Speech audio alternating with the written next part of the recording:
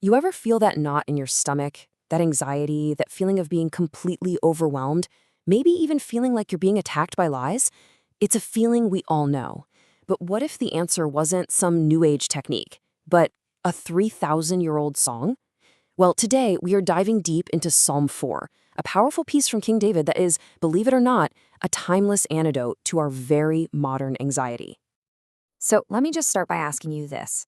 Have you ever chased after something, that promotion, that relationship, that specific status, thinking, this is it, this will finally make me happy, only to get there and feel kind of empty? We've all been there, right?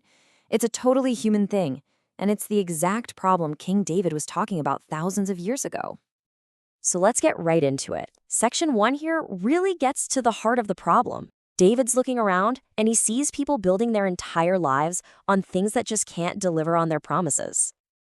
And right here, David just calls it out. He's talking directly to the people spreading lies about him, and he hits them with these two really sharp questions. He's basically asking, hey, why are you trying to trash the honor God gave me? And more importantly, how long are you going to love things that are completely workless and just keep chasing lies? Let's break down those kind of old school words. When David says vanity, he's talking about anything that's empty, hollow, and has no real substance. Think about endlessly scrolling on social media for validation, or that next big purchase that you think will change everything. And that other word, leasing, that's just an old King James word for falsehoods, for lies.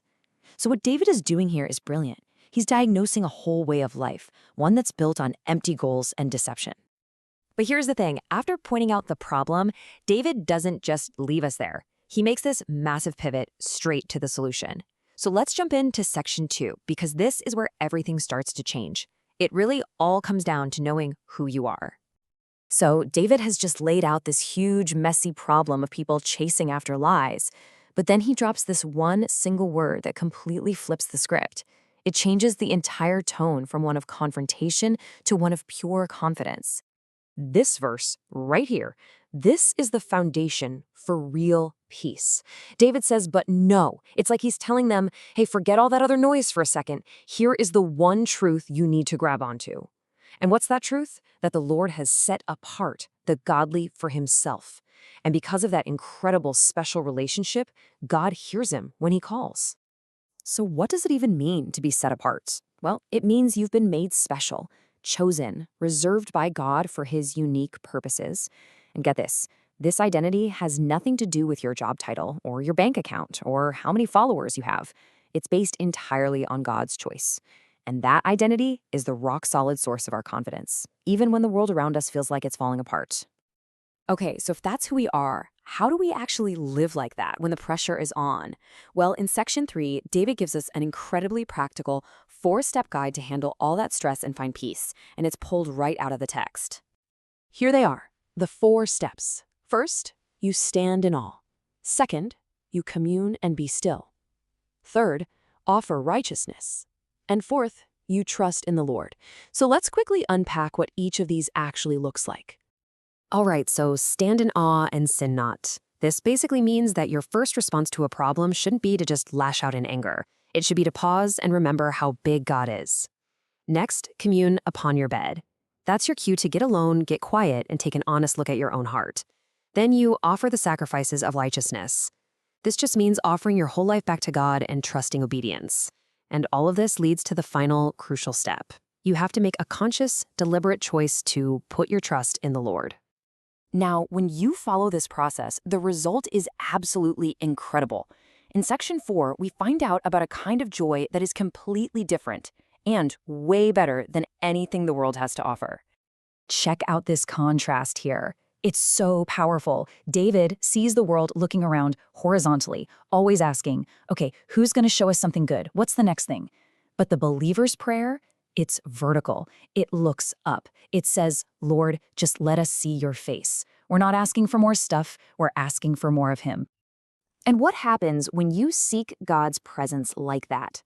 David says God has put a gladness in his heart that is more than the joy people feel during the best harvest ever.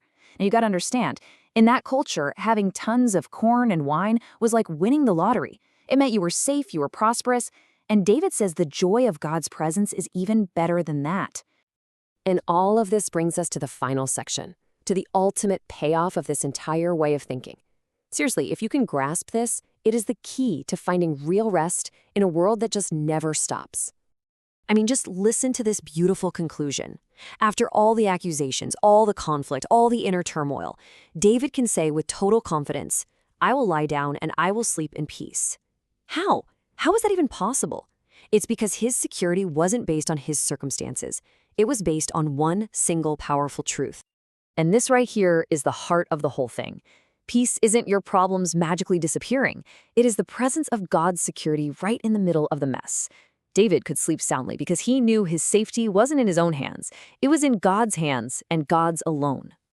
So as we wrap this up, the psalm kind of turns the question back on us, doesn't it? As you lay your head down tonight, what are you actually trusting in to keep you safe? Is it your bank account? Your plans for tomorrow? Your own strength? Or is it something or someone infinitely more secure? So to quickly recap this whole journey through Psalm 4, the problem is that we're tempted to chase empty lies. The pivot, the absolute game changer, is knowing we are set apart by God. The process is that simple 4-step guide to finding stillness. And the payoff? It's a supernatural peace and joy that lets you truly rest, no matter what storm you're in. And we want to give credit where it's due. This explainer was based on an analysis provided by the You Need Faith in Jesus team. If you want to dive even deeper into this topic, we really encourage you to go explore their work.